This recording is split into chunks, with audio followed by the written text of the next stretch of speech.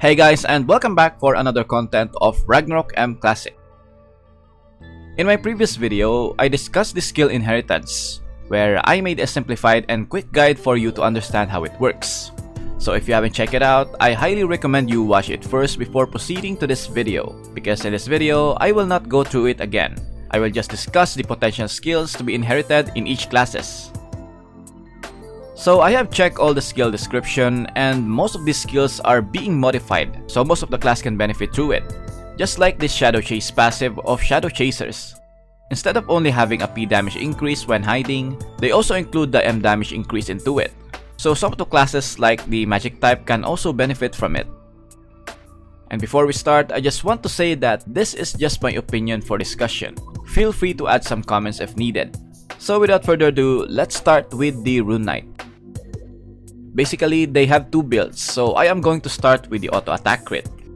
So for the active skill, you might want to get the Exceed Break of Rangers, as this skill increases your dex, int, crit rate, and crit damage, while sacrificing your agility and attack speed. This is one of the best buff skill of Rangers, which increases their DPS by a lot because of the damage increase. The attack speed can be compensated with the Agimil B and Awakening Potions. Also, they can benefit from the int stat, which increases their magic attack, and we know Rune Knights like magic attack stats. And for the other active skill option will be the Dupelite, as this buff grants you another bonus hit damage when auto-attacking, and it scales with P attack and magic attack, which is really great for Rune Knights. Then for other skill will be the penetration of Guillotine Cross. Other options will be the status vulnerability of Warlocks to increase your damage to bleeding enemy units, because they have the buff skill that inflicts bleed, and then get the STR of Blacksmith and penetration of GX. Now for the Dragon Breath build, the skill that I might recommend is the Magic Rod of Sorcerer to grant them the magic evasion, because Warlocks are still not the meta class, and soon other magic damage classes will rise. Then the other skill is the penetration of GX. Other options will be the improved concentration, as this one increases your final damage by 4.5% if you won't move for 1 second. This passive is really good for range DPS. And then get the STR of Blacksmith, then penetration of GX. Next is for the Royal Guard.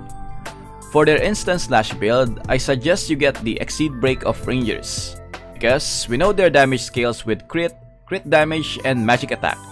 However, it decreases their attack speed, which is also one of their damage formulas. But it's all good since you have more added damage through those stats that I have mentioned. Then add the penetration of GX.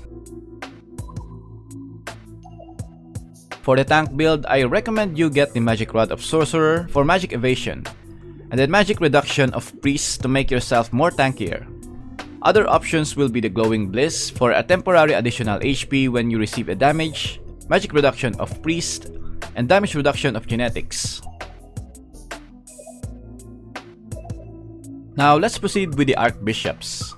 For their full support build, I suggest you get the Magic Rod of Sorcerer, then M damage reduction of Genetics. For their DPS build will be the Amplify Magic Power of Warlocks, as it increases the magic skill damage by 45%. Then you have the M Pen of the Shadow Chaser. Or you can go for the Mental Agitation of Sorcerers to reduce the M def of target continuously, and M damage increase. Then Magic Penetration of Shadow Chasers. Let's go to the Shura. For their Finger Offensive build, I recommend the improved concentration of Rangers because they are range DPS. Then get the P damage increase of Rune Knight and penetration of GX. For the Asura build, we will just replace the class passive. Instead of improved concentration, I suggest you get the Soul Drain for additional SP pool. Now for the Warlocks, Mental Agitation will help us achieve the full damage ignore with also the help of our gears. Or you can get the improved concentration of Rangers to have a final damage increase, and then M damage increase of Sorcerer, then get the M Pen of Shadow Chaser. For Sorcerers, on their DPS build, I recommend getting the Amplify Magic Power of Warlocks, and then M Pen of Shadow Chasers. For utility roles, I suggest the Song of Return of Performers so you can easily resurrect your fallen teammates. Then magic damage reduction of Archbishops. The other option will be the Glowing Bliss and magic reduction of AB, then damage reduction of Genetics. Let's proceed with the Rangers. For their auto-attack build, I recommend getting the Aura Blade of Rune Knight as it increases your auto-attack damage as well as bonus true damage per agility stats. Also get their P damage increase and then the penetration of GX. Now if you are trying the MS2 auto-attack hiding trick, the Shadow Chase will be the best option, and then partner it with the Aura Blade. For the Trapper build, I highly suggest the Amplify magic power of Warlocks, then magic penetration of Shadow Chasers. Shadow Chase is also a good option because of the hiding status. You can pair it with a status vulnerability. Now for the performers, for their DPS or SRS build, improved concentration will be much beneficial as you will most likely stand on the ground. Then get the P damage increase of RK and then penetration of GX. For support role, I suggest you get the Magic Rod of Sorcerer, then magic reduction of AB. Let's go to the mechanic. For their cannon build, I recommend the improved concentration of Rangers because they are mostly stationary attacking, then the P damage of RK and then penetration of GX. For their auto attack crit, which will be their master skill 2, I recommend the Aura Blade and P damage increase of Rune Knight, and then penetration of GX. The other option will be the Duple Light of AB for additional bonus hit damage, and then penetration of GX.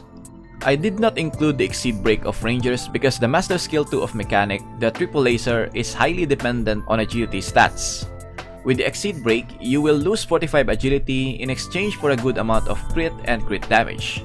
Still, it's up to you. I still like this to increase the overall damage performance rather than only relying on the active skill.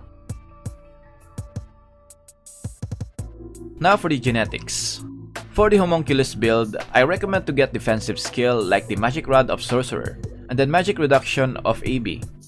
You can also go for the Glowing Bliss and magic reduction of AB, then life bonus of RG. Same goes with their Asset Demo or the utility build, they just need to be more tankier. Now let's go with the Guillotine Cross. Both builds are crit, but the first one will be for the auto attack. I recommend the Aura Blade for auto attack damage increase, and then status vulnerability because we all know that you are done once you get hit by an auto attack of GX. You'll get stunned easily. Now for their burst build, which may be available when MS2 is released, I suggest the Shadow Chase of Shadow Chaser because they will just do hiding and then burst the target. Then get the P damage increase of RK and STR of Mechanic. You can also go for the Exceed Break of Rangers to increase your crit damage and then P damage increase of RK. And lastly, the Shadow Chaser. For their Triangle Shot build, I recommend getting the improved concentration of Rangers, pairing it with a P damage increase of RK and then penetration of GX. For their auto attack shadow build, which is the upcoming master skill 2, it's going to be a magic damage.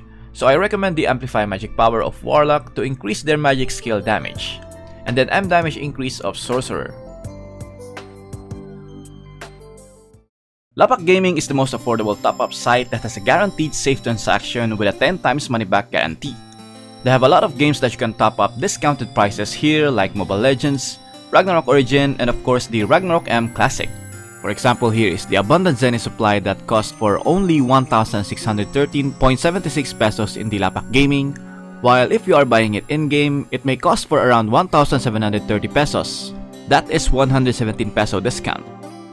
Then from here, choose the payment method, enter the character UID that is located on your in-game profile, and they have special discount of up to 5% off on all Ragnarok M Classic top-ups. Just type EVENTROMC on the promo code. Click the use promo to get your special discount. After that, complete the payment process by clicking the buy now. That's easy, and you will get the product that you have purchased instantly after the payment is complete. So what are you waiting for? Click my link in the description and on the comments section, then top up now. Lapakgaming, 10 times money back guarantee. And those are my recommendations of skills to inherit for each job class. Keep in mind that these are just my picks. You can adjust it to your likings if you ever need a better pick. If you find this video helpful, then please leave a like. Also subscribe to support my channel. As always, thank you for watching, stay safe and have an awesome day. Lights out.